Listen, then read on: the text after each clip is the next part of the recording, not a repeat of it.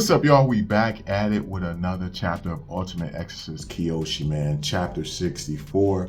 Another great chapter with this series, man. And Garo, it's like I rock with him as far as his personality. I do not like his character design, which gets revealed in this chapter right here. Now, you guys can let me know, how do y'all feel about his character design? Are y'all rocking with it? No pun intended with the word rock. But let me know if y'all rocking with it, man. Make sure you subscribe and hit that bell. But I am messing with, you know who. We're going to get to it when we get to it. I am rocking with that character. But anyway, the chapter starts off where you got Kiyoshi as well as Toji, Zangi, and Sosuke. They all make it to the execution ground where they're about to eliminate the guy Garo who got captured. And you see that he's all chained up, he's wrapped up, and he's saying he's so very hungry. Now you got it where everyone's looking at him, and Toji says, that's pretty weird. Of course, everyone's wondering why, myself included. And he's like, why isn't he escaping? And that kind of makes sense with what we seen in the previous chapter when they showed him in prison and you had all the dead guards around him, but he was still just sitting there chained up. And now we see him about to be executed, and we got Toji saying, why didn't he try to escape? So you mean to tell me this guy could have escaped at any damn time he wanted? That right there makes him badass in my opinion. That's just kind of cold that this dude is choosing not to escape. Maybe you feel like he need to repent for some things or whatever the case may be, but he's choosing not to escape. And you got it where, he's saying like, yo, this Goro dude saying all these demons are watching me. And then he's like, oh man, this must be how my favorite pop idol feels whenever she performs and she has everyone watching her. And I think it's hilarious that this dude's comparing everything to his pop idol. And you know who he reminds me of with his personality, on how, he talks about his pop idol and how much he loves and respects her. It reminds me of Toto from JJK and how he used to talk about his favorite artist. It's pretty much the same exact character, so to speak. They powerful as hell and they love their pop idol. But anyway, you got it where he's thinking to himself like, yo, she's so precious. And then he falls to the ground. You have it where he starts crying. You got the guards looking at him. They're like, yo, what the hell? Are you crying? Like, yo, get up. Why are you sitting on your knees? And he's looking at them, telling them to shut up and let him feel some feelings right now. Like, don't take this away from him. He just discovered a new side to his favorite idol. And you have it where someone appears and they say it's execution time. And they're flying on this giant dragon beast. I ain't gonna lie, that dragon beast design looks sick as hell. Look like something from Pokemon or Digimon. I say more so Digimon than Pokemon. And you see that is Lord Gaga. Gaga is a crazy name, especially considering we're talking about pop idols and stuff. But anyway, it's the future great demon lord. This is the child of Bub. Yes, one of the great demon lords. Yes, so I'm very curious if his son Gaga is as strong as Rolf, or even stronger than Rolf, because he is the son of a great demon lord. And it turns out it's the same guy we seen in the previous chapter that was at Wiki D's that bit off his own fingers while he was eating one of their burgers. But you have it where he appears and he's standing there ready to execute Gara. And you have it where he's walking up. And of course everyone's praising him. All the demons are like, oh, you're looking as sharp as ever. It's here. You're here. You're here. And you have it where Gaga goes to say, long time no see. I missed you.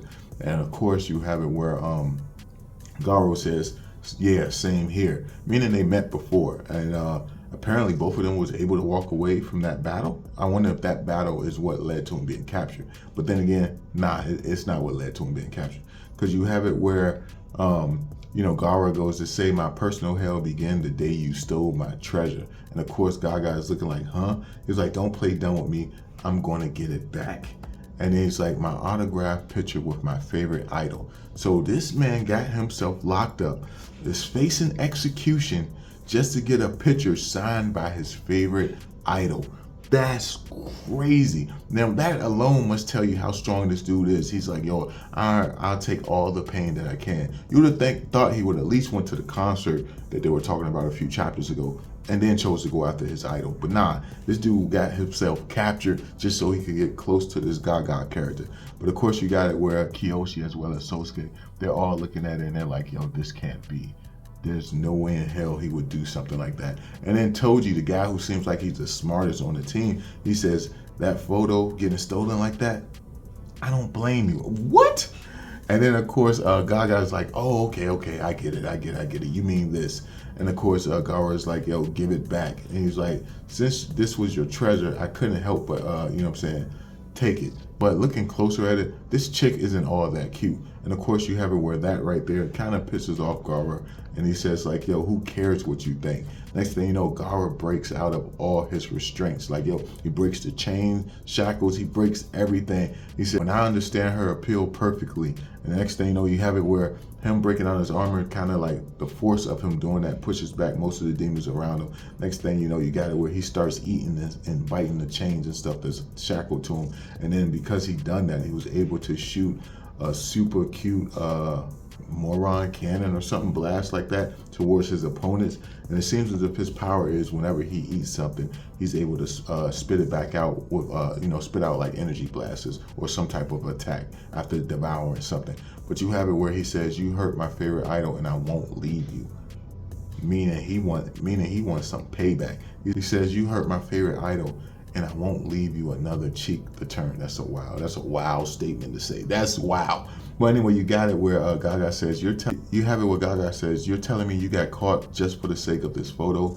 This was all to lure me in? You're so cute. And he calls him Shishi, because you know his last name is Shishidu. But of course you have it where Gaga says, like, yo, well, if you beat me, I'll give you back your precious photo. And then Gaara says that was the plan from the very start. Then he goes to unleash an attack towards, he unleashes an attack towards Gaga, sending him flying in the opposite direction. Of course, you have it where Toji already knew what this guy was capable of, so he starts covering Kiyoshi ears. Sosuke covered his own ears. Then you got it where the demon eardrums are busting and rupturing, and they're bleeding from them. You got it where Goro falls to his knees. Man, he went a whole week without food or drink. Now he kind of feels weak from it. And of course you have it where this Gaga character saying, show me more. I want those moves too. And of course, they kind of like the way his personality seems a little bit like Raw. I hope they're different, but for the most part, he does feel like Raw. But next thing you know, you got it where Gaga gets hit in the face with a burger. Like, what are these shits made out of? Because it looked like it actually hurt him. Next thing you know, you got a couple more burgers being tossed towards Gaara. And it's from Kiyoshi and everybody. They're throwing burgers to Gaara so that he can eat them. And he says, thank you guys, as he starts munching on all of them within an instant. Then he asks Toji how was the concert, as he shoot a big giant flame out his mouth that actually hits Gaga and sends Gaga flying. And of course you have it where Zangief as well as Toji reply by saying, it was the best. And then you got him saying, glad to hear it. And that's how the chapter ends. So I don't really like his design because he looks more like a rocker. Now, I do like his ability and I do like his personality. Everything about him seems pretty cool outside of his design. I've never been a fan of that type of rock style outfit. But that's just me, man. You guys can let me know down below, how do y'all rock with it? How do y'all like it? If you like it or dislike it, let me know down below. If you like this video, thumb it up, please subscribe, hit the bell. And I'll catch you guys in the next one, man. Peace.